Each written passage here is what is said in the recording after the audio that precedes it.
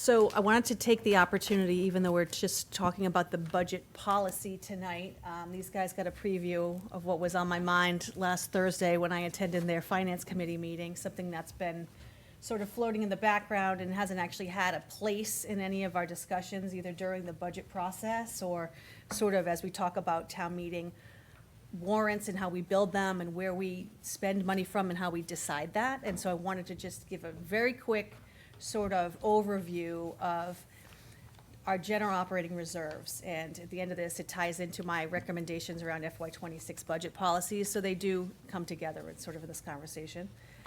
So we have, some of this is repeat. I'm sure you've heard it before, but it's important for communities to know. We get our guidelines for how we spend our savings account money, our reserves from the DLS, and we get them from the Orleans General Operating Reserve Policy, last update circa 2020, that we rely on those to determine how much we can spend, how much we can save, and what the uses are. Typically, there are two types of reserves available for use in a community, and these are the ones we hear the most about. General stabilization is one, stabilization, we say that all the time, and then free cash, which is the other one that everyone is very interested in this warrant season. And so you can see I put little notes on here, they're clickable, this will be online too. This is directly from the DLS's website. You can see what it says, that it's important that communities maintain flexibility in reserves, right? So this is to minimize their impacts and that they can actually respond in real time to challenges. That's why reserves exist. It's a common tool of municipal life. So I don't expect you to read it. I'm just gonna hit the highlights. This is the town's general stabilization policy. The most important part I've highlighted here, which is the town has a reserve policy for stabilization of 12 to 14%. The DLS's target recommendation for stabilization is in the 5 to 7% range. Now, I can tell you that's very low from any place that I've ever worked. A very commonly held belief in any municipality I've ever been is 12 is the magic number that we always aim for. We don't want to ever go below 12. But it is truly only aspirational for most municipalities. And Orleans is currently sitting at $6.5 million. We are just over our 14% in stabilization sitting in the bank. Okay. In our budget last year, I know we had sort of a crazy rushed budget year, but one of the pages I did produce in that document, if you go online, was a history of stabilization for the last, 5 years or so. So you can see the trending in terms of growth. There's only two sources for money going into stabilization. One is from transfers that we put in during the year, usually from free cash, and the other is from interest that is earned from the money that is sitting in those accounts. Our last year's budget, we used a 14% target, right? You can use 12 to 14. Orleans is rarely used less than 14. If the FY25 budget was already over 12% when we decided to hit the target of 14. So we transferred from free cash $461,000 into stabilization to hit that 14%. Now, what does that mean, really? What does any of this matter? What it means is that you would have had $900,000 available to use towards one-time expenditures already this year in your budget if you didn't sort of arbitrarily inflate a number where you've already exceeded the target. And I know this is very scary, and everyone wants to talk about bond rating. So don't worry, we're going to talk about it right now. So there are 81 communities in Massachusetts that have a AAA bond rating from Moody's or S&P. That is the highest that you can get. We are very proud to have maintained that this past year. It's pretty obvious why, right? We have a ton of money in the bank, and we do a great job saving it. We rank 32nd out of 351 in the highest amount of money in stabilization as a general part of our budget. 32nd out of 351.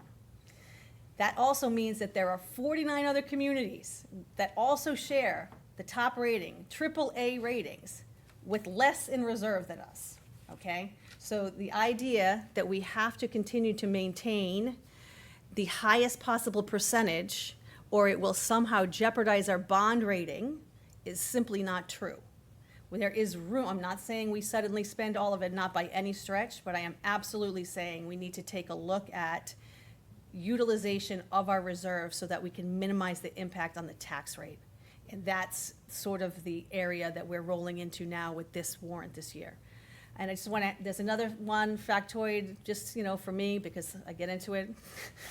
We rank, out of all the communities in Massachusetts, the 48 communities that have operating budgets between 39 million and 60 million, right? That's our budgets right in that range. We're the second highest in reserve out of all of them. People same size operating budgets as us. Second, okay? Similar operating budgets, much higher reserves. One more. So this one is a little closer to home. I don't expect you to see it all, but it really does help me make my case. I've been sitting on this one for about 6 months.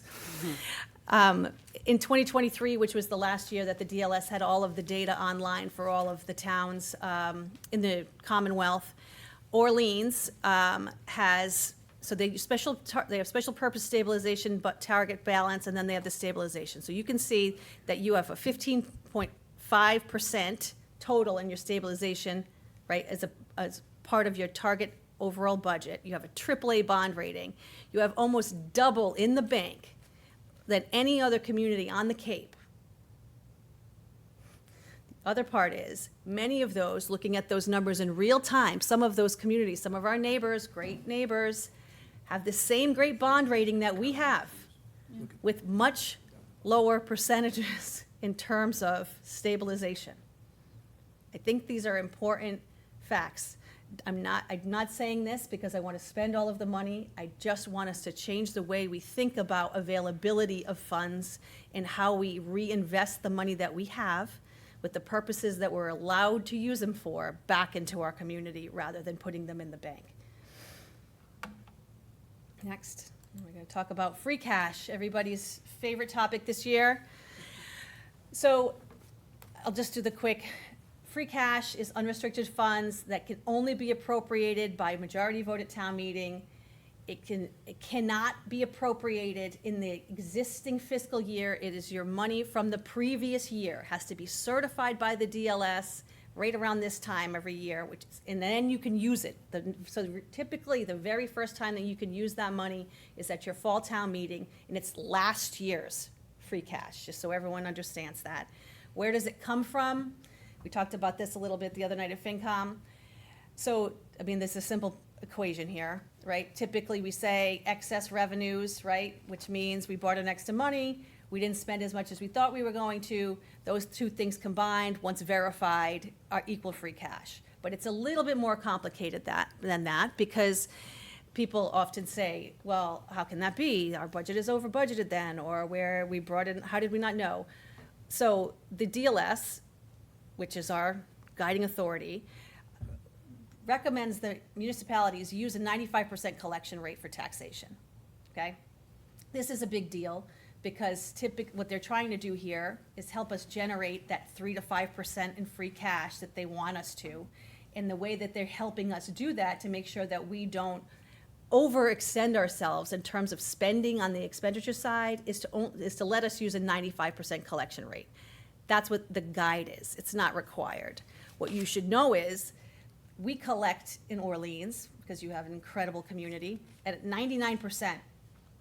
That's a difference of almost $1.8 million every year in terms of taxation that comes in that isn't budgeted anywhere. That's one of the reasons you have such a high amount of free cash every year, because you collect all of your taxes.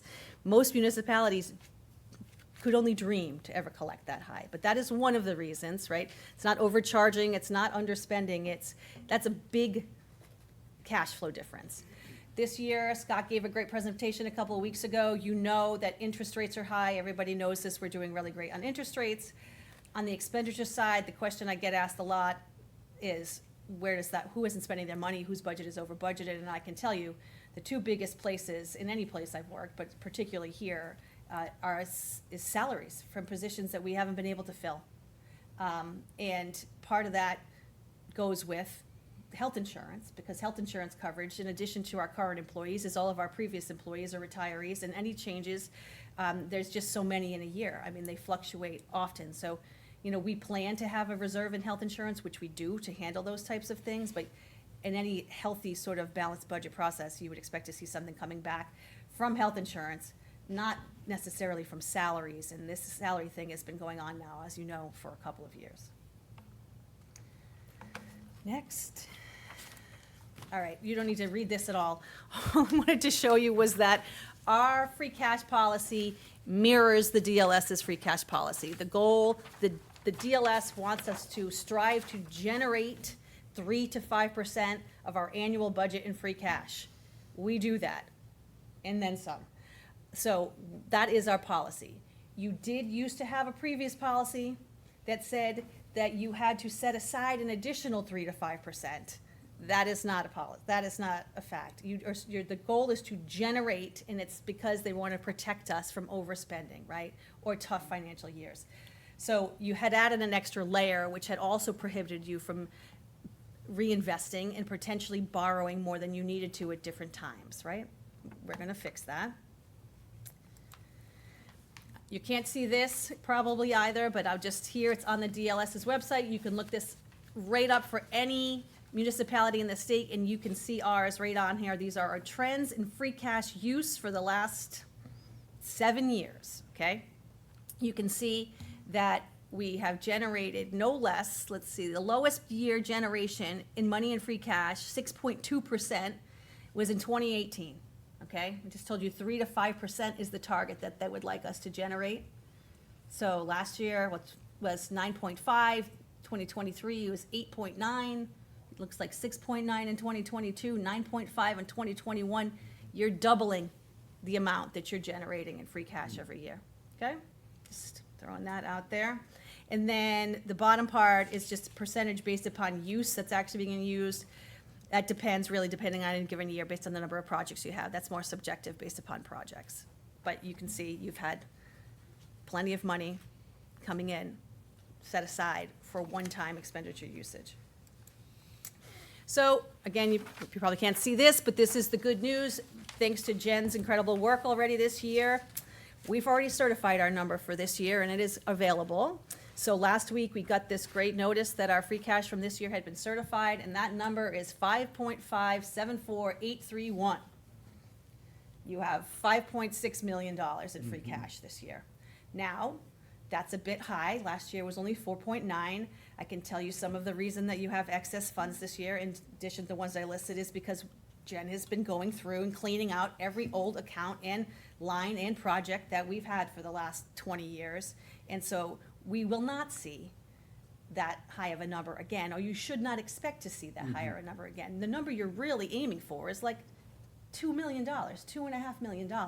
If you're over that, we got to take another look at what we're doing internally during our budget process, right? So the good news is we have the money available for town meeting, which we were a little, it always comes down that when you have an early October town meeting, you always worry because you don't know for sure, but they got it right through, right on time. So that was great. And then this one I know is hard to see, but just to give you another example, last year, same thing in the budget. I made a page that was about free cash utilization and what we had actually used it for so we could track it during the year so people know that spending free cash is not new to us. You can just see the differences here, which is last year we certified 4.9, then we set aside that 3.5 that actually isn't necessary to set aside. But then we spent fall town meeting, we spent $750,000, and so we had about 2.8 still for May, and then we spent another 2.6, right? So, well, we spent 2.2, and so after the May town meeting, we had about $163,000 left over in free cash from last year. So you have been utilizing it for purchases, but remember last year, I was big on making us do this catch-up on vehicles, right? Like, if I had not said, you gotta put these funding back in. And we also did something unusual around FinCom reserve and used some free cash there in order to create an extra reserve within the budget. So those are some of the reasons we utilized it as much as we did. But those are examples of how it can be used.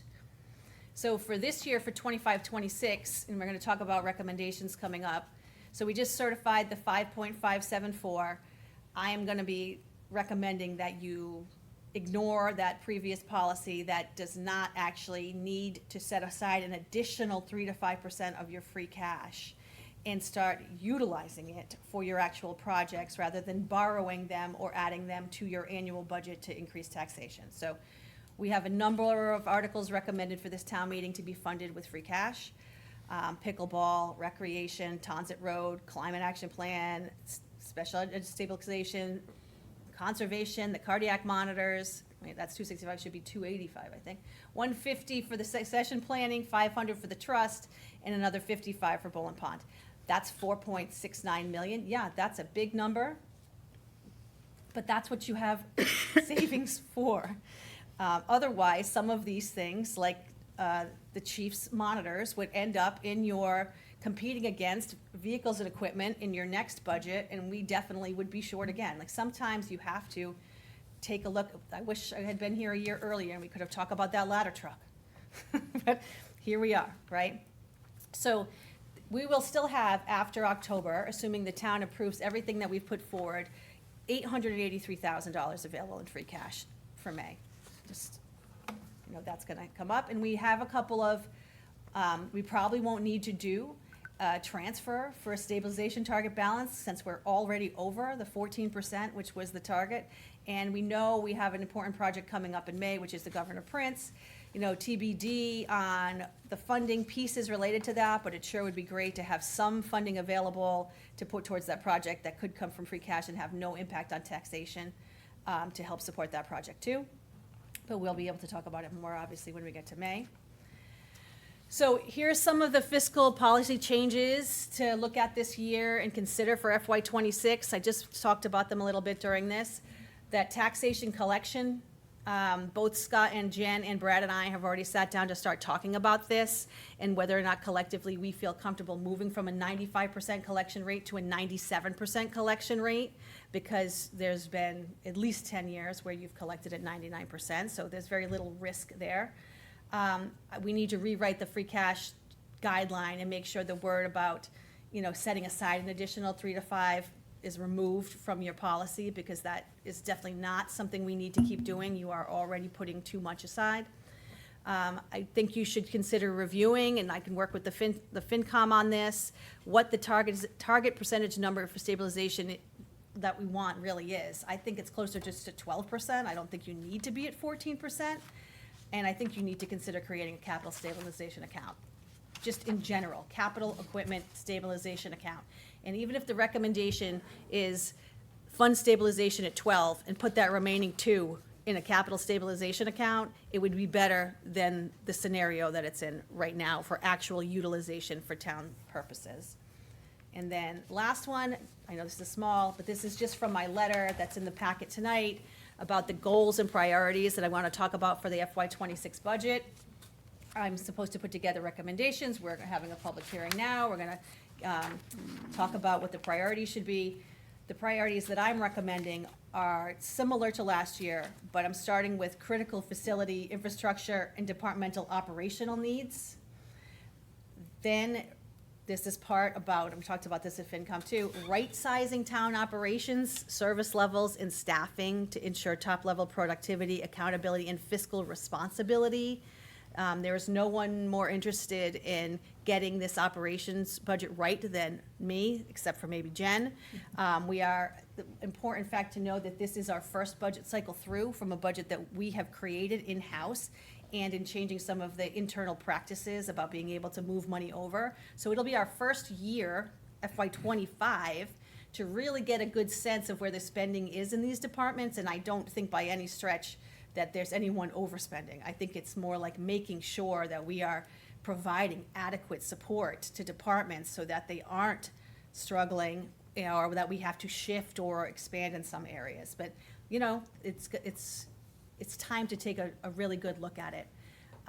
Expansion of service areas. So we've been talking about last year, we hit recreation pretty hard, and we're going to continue to do that in the area of community and cultural events, but we also need to look at economic development, which we are working on, and human service programs. This one has been big all year long. We've talked about it, but for FY26, I think we are at the point now we can really shift that into sort of our larger conversation about what types of services this community wants to provide to its residents and neighbors, and if we have the capacity to do so, and see if we can fit them into our actual budget. And again, maintaining adequate reserve levels that actually allow us to respond to the economy and other issues. We haven't had any issues so far this year with adding the money to the FinCom reserve, though it's very early. Everyone is still comfortably within their budgets so far this year. We'll see as we get closer to the end of the fiscal year. Just as a reminder, in the last 3 months of the fiscal year, we can transfer basically from any department to anywhere. It's in these months leading up, after a winter or something like that, that something might come up where that FinCom reserve really becomes critical for operations. And then we're gonna continue to focus on human resources. We're in negotiations with a number of units this year. We have to keep working on succession planning, though we've made a lot of progress. And part of that is benefit reform and compensation gaps, but that benefit reform piece isn't gonna be easy, and it is going to, but it is gonna, it's an investment that'll have a large return and a long-time impact on the staffing in this community. And then on the revenue side, some of the things I'm recommending we look at are the ones that I just said, looking at that tax collection rate at 99% and seeing if we can shift that down a little and actually put some of that into operations. Utilizing these reserves to minimize tax rate impacts. And then the last one, I know you've heard me say it a number of times in places, but I'm going to say it, and I'm writing it down now, which is that I want us to be able to commit to staying within our Prop 2.5 limits and utilize existing revenue sources and not go back for any type of operational override unless we absolutely need it. I want us to really strive to try to stay within our budget, and that might mean that we have to shift some things around, but, you know, I want people to know that when we're coming forward with something, like, we have important debt authorizations coming in May related to critical projects, that we are very aware of the impact on the tax rate and the taxpayers, and we understand that burden, and that on our side of it, we are paying attention to every penny and making sure that we're accountable. And so that's important for me to send out and for my staff to send out, and I think the departments already do a great job, but I think if we start committing to it out loud so people know, I think it will help everyone really understand how critical the needs are, like for the fire station when we're bringing them forward. I think they go hand in hand. That's it. It's not mine, Kim, sorry. excellent, terrific, and brilliant. One other slide you could add to your the I told you so bond rating types of slides would be some research that had been done a year or two ago when the boogeyman was threatening us. You know, if we lowered some of those free cash or lowered some of these rates and so on, then we would lose. We would drop our AAA to a AA tax rating. So we went looking online in the DLS websites and the stats and to see who had ever dropped from a AAA to a AA and why. And it's like 3 across the state. And one of them was Eastham. But there was a very specific reason, as to what had happened. And it was the year, remember, those of you who've been here for a little while, that they invested in water. They really went all out to pay for water. And guess what happened? Because they suddenly were going to the market in an extremely big way that they'd never done before. So when these 3 or 4 or 5 towns went from triple to double, there was very specific reasons, and it doesn't have anything to do with having 1 percentage point less of free cash or in your general stabilization fund. Right. The very next part of this sort of analysis, since it's just sort of been in the back, right, is actually looking at those actual interest rates and their impacts compared against the utilization of the actual funds, right? Like we are, you know, saving money to prevent interest rates, and what is the actual percentage, 1/10 of a point, what does that actually mean? And the analysis related to actually costing out the impact, even if something like that were to occur, and whether or not it's worth it to take the risk, right? And I think that's the next phase we're going into after this, which is smart utilization of funding, right? Knowing what those impacts would be. And so, you know, year 2. Yeah. I'm gonna sit back down. Oh, wait. I just needed some educating about the free cash. And that slide you have from the DLS about certified amount of free cash each year, and then the amount of it that has been used historically. when free cash is certified in a fiscal year and you have that available up until the end of that fiscal year, and you don't use it, what becomes of it? It rolls. Rolls? Okay. Kim, I think it's probably the next couple slides, the one that you labeled free cash used for STM. Great. So I'm with you in terms of the strike through that you're doing on the 3 to 5%, because when you, and a few of you around the table, take the time to look back at prior activity, we always exceed on revenue, as you pointed out. We always under on expenses, and it goes on and on. And yet, we hear at the start of the budget, well, we want to be conservative on excise. We want to be conservative on, we end up, and then we throw in another line item, like you're saying.